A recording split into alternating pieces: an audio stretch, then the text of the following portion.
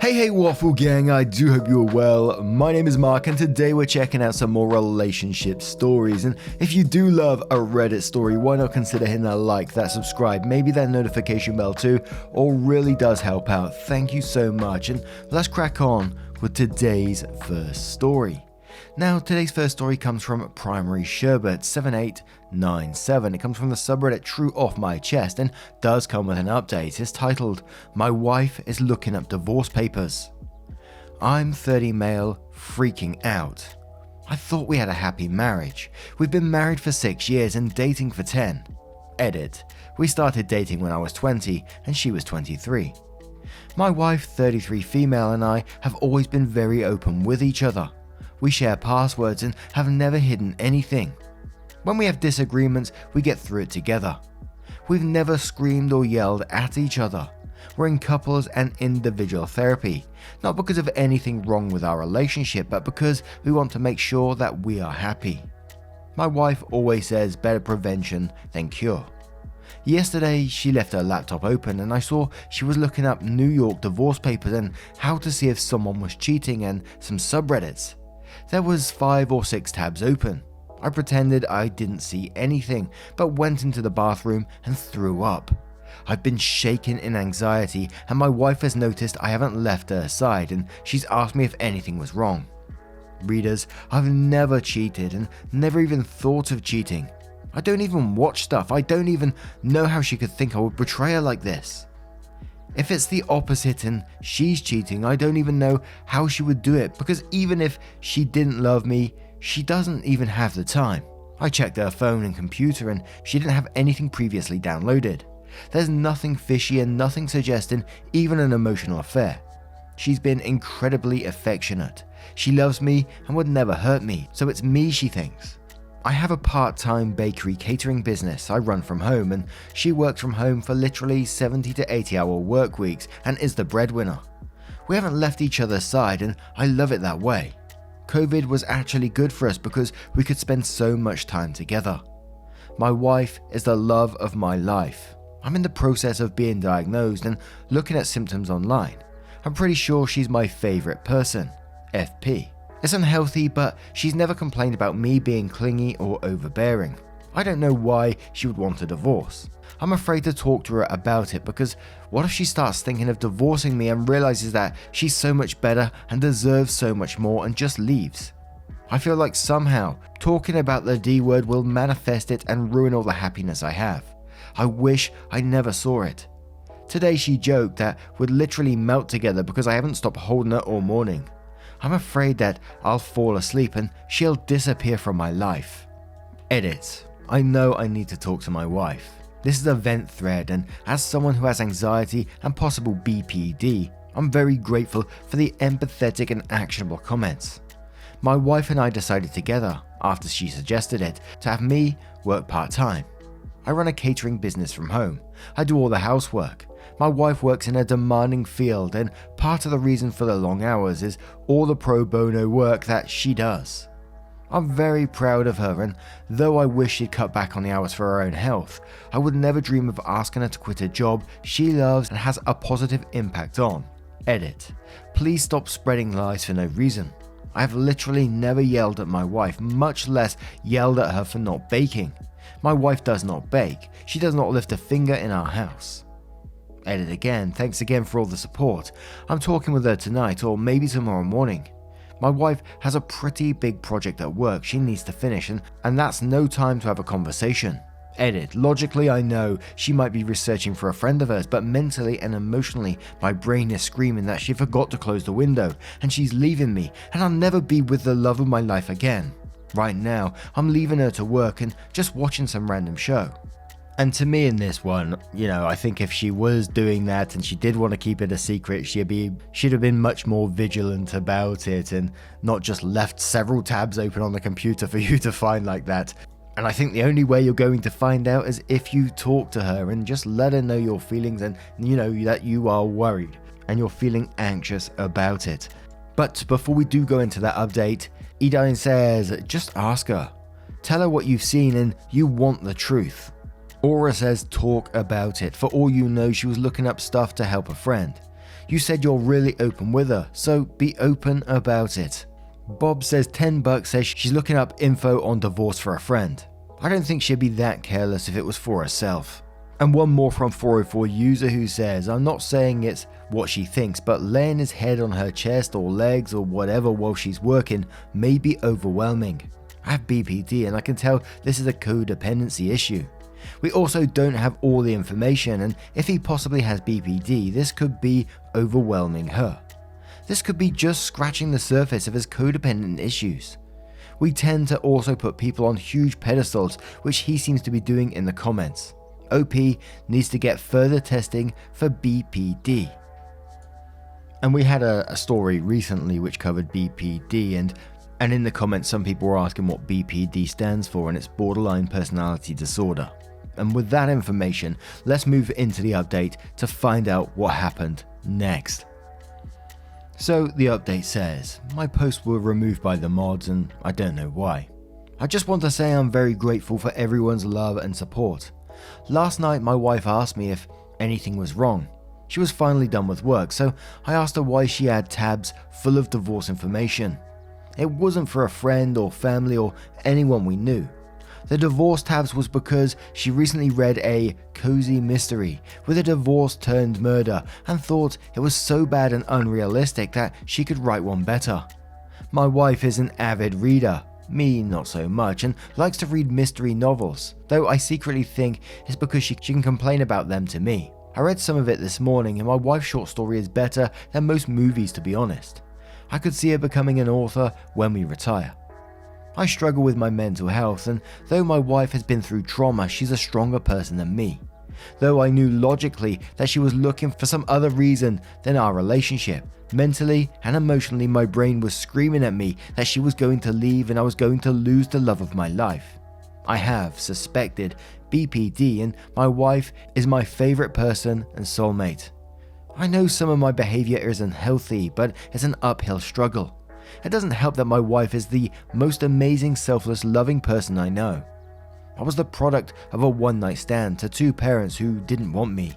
Neither of them had steady jobs or relationships or really any desire to parent. If I was too much of a burden for my dad, he'd drop me off my mum's, who wouldn't be home. I'd be locked outside her apartment until she came home at 2 a.m. There'd be nothing in the fridge. School wasn't much better. I was the weird short kid with long greasy hair and 2-day-old clothes, and I was relentlessly bullied. When I was 14, I was finally taken away by my maternal grandparents, who didn't have a relationship with my mum. Though they loved me, they couldn't really take care of me because they were old. We lived in a tiny house stuffed full of useless things. When I was 19, my grandma died. Lung cancer. I think my grandpa died then too. He stopped eating properly. They were deeply in love. I met my wife when my grandpa was dying of heart disease. I was 20 and she was 23. She worked as a consultant and has been working 90+ hours. We met a mutual friend for lunch and he introduced us. After lunch we ended up spending the whole day and night together just talking. It was amazing. I felt bad because her parents yelled at her for not calling them that night. I asked her out the next day and she said yes. My grandpa died a month later. She helped me with a funeral and came over to help clean the house without me even asking. For the first time I could actually see the walls of the house I lived in. My mum wanted the inheritance. My grandparents didn't leave any inheritance, just debt and a house my mum didn't want. She didn't even care about me. My wife got me a lawyer friend to keep my mum away. My mum didn't even care once she found out there was no money. My wife supported me through it all. A few months later, my wife said she was going to her home country for a visit. Her grandmother was sick. The first day she called, and then for a month there was radio silence. I thought my wife got tired of me and I hated myself for burdening her. It was a bad spiral. Finally there was a call and she asked me if I could help find where she was and how to get to the nearest airport. Her parents had hidden away her passport and she was sure she was going to be married off. She stole back her US passport. Her job paid for a flight back even though they had previously fired her for not checking in for 2 weeks. I met her at the airport. She looked so tired. Our next date night she looked better, but I had a feeling something was wrong. I followed her and she was going to a woman's shelter. Her parents had cleared out her bank account and she didn't have a place to stay. I told my wife she could live with me at my grandparents' house, and it wasn't a burden. She tried to do all the chores and pay the rent at the same time, but I was just happy she was with me. Though it's twisted, I was secretly kind of thrilled that she ran away from the marriage. To me, it felt like she chose me over her parents. Her parents tried to track her down. We got married and they cut her off for good. Like me, she didn't get much physical affection growing up either. She was expected to get great grades and clean up after everyone because she was a girl. There was physical abuse. Education was a way for her to be more marriageable. That's why they agreed to let her get a job while going to grad school. Once she finished, she'd be married off to an older man and be a housewife. She didn't want that. We had to build up our finances from the ground up. My wife likes experts who tell us what to do with our money, our relationship, our house remodeling, because she wants us to be happy. I'm terrified of losing her, that someday she'll realize that she could have something better, because I need her so much. People on the thread have told me I'm too clingy, that my wife secretly hates that.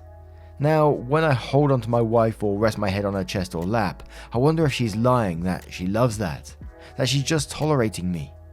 I talked with my therapist and he told me some of the techniques to get my anxiety under control and some techniques for BPD, as he is a CBT therapist. I still have my diagnosis coming up in 5 months. My wife loves me and she's not leaving me. And I really do hope that OP gets the help that they really desire here, because it must be absolutely terrifying to live with these thoughts in your mind that this person's going to leave you constantly and all this kind of thing. And to listen to wife's backstory of what she's been through as well. They've both come together through traumatic times. Now, I'm going to turn this one to you guys. What do you guys make of this situation? What do you make of the update? Let me know your thoughts in the comments below, and let's move on to another story. And our next post comes from Just Passing Through and does come with an update as well, titled, "Am I the arsehole for snapping at my stepmom when she wouldn't stop asking to be in the delivery room with me?" I've 29 female, always had a good relationship with my stepmom, 54 female, who are called Sophia. When I was 7 and my brother was 5, we lost our mum pretty traumatically. My dad met Sophia a few years and lots of family therapy after that. I was 10 or 11 when he introduced her as a friend, and it took 2.5 years before they got married. Sophia has always been great. She never tried to replace our mum. She left all our family photos up, was never offended we didn't ask her to come to the cemetery, but came when we did ask. She did my hair for high school dances, watched rom-coms with us after breakups, taught my brother to drive, and cried happy tears at both of our weddings. She treats my husband like her own son. She's truly a great person, which is probably why I feel like such an arsehole in this situation. I'm 6.5 months along with my and husband's first child. Between the hormones in this new chapter of my life, I've been missing my mum extra fiercely these past months, wishing that she was here with me to meet her grandbaby. I've been visiting her grave a lot to sit and talk, basically cry about how much I wish she was still here. I know it's been 21 years, but her absence is like a physical ache some days. It started a few weeks ago when my dad warned me Sophia had been remarking about being in delivery with me. The next time I saw her, she asked, and I gently told her that only husband will be in the room with me. Since the first no, she's taken it as an invitation to change my mind. Every time she brings it up, I shut her down gently with, "I appreciate the offer, but I still only want husband in the delivery room. We'll let family know when we're ready for visitors." Then last weekend, a couple of my cousins threw a casual covered backyard baby shower that included both my and husband's families. I overheard Sophia chatting with another of my cousins who's pregnant, and Sophia was trying to get her to convince me to have Sophia in the room. My cousin was ignoring her mostly, but then I heard Sophia say, "A girl needs her mum with her for that." I was probably hormonal and tired, but I was so upset. I finally interrupted and just said, "Yes, a girl does need her mother. Too bad mine died in front of me, and my bonus mum can't seem to take no for an answer." I didn't say it loudly enough for anyone but us to hear, but I was rather harsh, and then I went to hide inside saying I needed to lie down. My dad said he understands my side and supports me no matter what, but that I really hurt Sophia's feelings by what I said, and I should at least apologize for that. I do want to apologize, but also believe I deserve an apology for not being listened to. It was also the first time I ever felt like Sophia was trying to replace my mum, and I just snapped a little. I don't know, I feel horrible, so maybe I already knew the answer, but am I the arsehole? Now, to me in this one, for the question itself, you're not the arsehole for snapping. I think you was absolutely fine with stepmom through most of this story. You said a couple of times that you tried to let her down gently. And whenever we cover these stories, I always say, it's the person who's giving birth that makes the decisions, who's in that delivery room. So to keep hearing it being pushed time and time again would get annoying, and it's kind of like it's on her because she kept pushing it time and time again. However, and I'm still sticking with not the arsehole here, she does sound like she's been a wonderful person to you. And I just wonder if there's a way to have a further heart-to-heart sit down and discuss things properly. And I know OP's mentioned, they've already done it several times, so maybe, it won't go anywhere, but they do sound like they have a lovely relationship, and to damage that would be pretty sad, I think. But let's move to a couple of comments before we go to that update. NTL said not the arsehole. You dished out a verbal crowbar to the face, but I do not blame you as all the polite rejections were ignored. Sometimes I wonder if the men who take no for try harder are raised by people like Sophia. Beck says Sophia's feelings wouldn't be hurt if she had simply listened to you and accepted that only you and your husband will be in the delivery room. Instead, she keeps asking and is now trying to get others to intervene on her behalf. It sounds as if you do love her and she has been very good to you over the years, but that does not exclude or support her insistence to be in the delivery room. You need to have a private chat, first with your father and then with your stepmother. Tell your dad that you love and appreciate all Sophia has done, but her persistence in asking is causing you and the baby stress. Tell him that her asking your cousin to intervene was out of line and needs to stop now. Then have the same conversation with Sophia and tell them both in no uncertain terms that giving birth is not a spectator sport and you are tired of being asked when the question has been answered. You may want to go as far as telling them that each time the question is asked, you will delay their meeting the baby by an unspecified or specified period of time. Not the arsehole. And one more from Snark, who says, first off, congratulations. Not the arsehole. It is very normal to only want your partner in the room for whatever reason that is. Personally, I would apologize for the way the statement came out, but not the bottom line of what was said.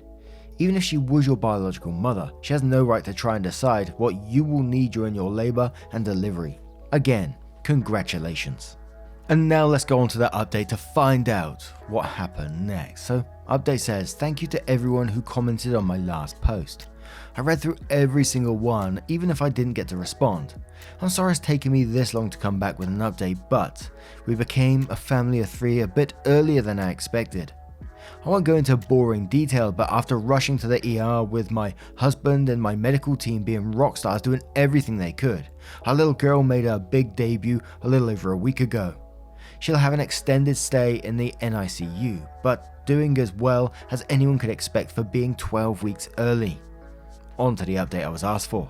I took the advice given and invited Sophia to have lunch with me via a silly card, with a sincerely written note inside, that I left for her at their house, which was a throwback to when I was in high school and we'd hide notes for each other.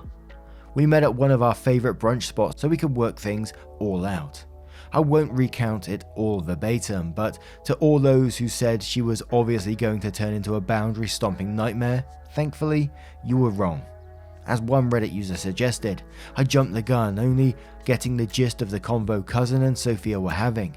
And after talking with Cousin as well, I can confidently say Sophia wasn't attempting to convince her/me of anything. I'd interrupted her when she was trying to express to Cousin that she was too scared to ever give birth and couldn't imagine doing it without her mum. That, in her opinion, a girl needs her mum during her first pregnancy, and she only wanted to make sure I had all the support I needed since my mum wasn't here. That's when I interrupted so rudely. After some more convo, lots of laughing and more than a few tears, it was like it had never happened at all, and she got to feel a little bit of a kick after dessert. I miss those kicks. Regardless, it all ended up being for naught because Sophia did end up being my first call after I was admitted, and Hubs was just as uselessly terrified as I was. She was calm, collected, didn't overstep or hover, and when it was time for her to leave the room, she had a very heartfelt words that I'll likely never forget, which convinced me that at least a tiny bit of my mum's love, soul, spirit and energy is living inside Sophia. Anyway, that's basically it. Sorry it wasn't more dramatic or juicy, but Sophia is truly a gem of a person, and pregnancy hormones apparently turned me into a raging monster. Our sweet girl was given a beautiful name to honor all three of her grandmothers. Middle name is a derivative of my mother-in-law's, and first name is a beautiful mashup of my mum's and Sophia's real names. I'm beyond blessed to have such loving, understanding and supportive people in my life. Oh, bloody hell, that one set me off towards the end there. To find it was all a misunderstanding, and when she was there, and she was calm, collected, didn't overstep or hover, and just a lovely person that OP explained in the original post. Fantastic. Really happy, and congratulations as well if you ever do hear this. Absolutely amazing for you and your family. But now I turn this one to you guys. Did you expect it to go like this at the end? I'm so glad it did. Let me know your thoughts in the comments below. Now, just a huge thank you from the bottom of my heart for getting involved in today's stories. Your love, support and time always means the absolute world to me and this channel, and I can never thank you enough for what you do. Thank you so much, and hopefully I will see you in the next one. Take care, guys. Much love. Wake up, get up, stretch my legs, eat some breakfast, milk and eggs, brush my teeth up, wash my face, throw my clothes on, start my day. Wake up, I can smell the smoke from the bacon. Let's go, see the sun shining from the windows. Okay, I know that today